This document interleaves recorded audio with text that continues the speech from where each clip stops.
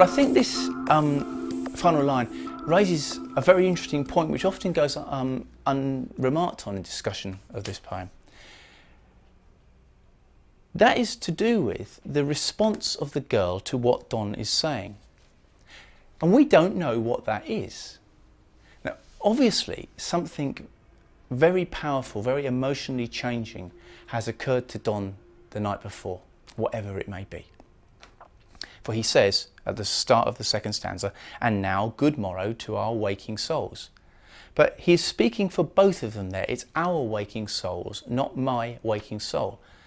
But how does he really know whether the emotions that he feels are as powerful for the girl as they are for him?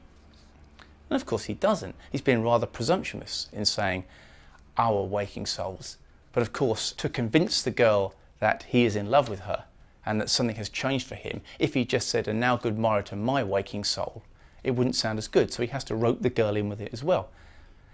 Now, whenever we hear a beautiful love poem like this, we always think that the guy or the girl writing it deserves to be loved in kind, and she is in fact, or he is in fact, speaking for both partners. But there's no guarantee of that. For all we know, the girl may hear this and think, or say, "Yeah, thanks John, actually it's a really nice thing to say in the morning, but honestly last night wasn't that great for me. Fun, but I've had better." And John goes away crying.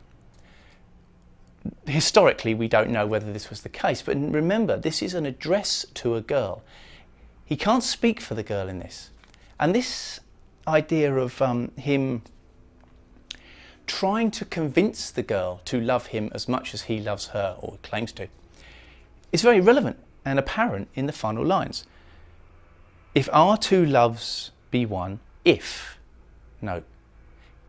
you love me as much as I love you, because he doesn't know how much the girl loves him. He's pitching this poem to her to presumably get her to say so. If our two loves be one, and thou and I love so alike that none can slacken, none can die. Our love will live forever, or we will live forever, if you love me as much as I love you. And let's hope for his sake that she does.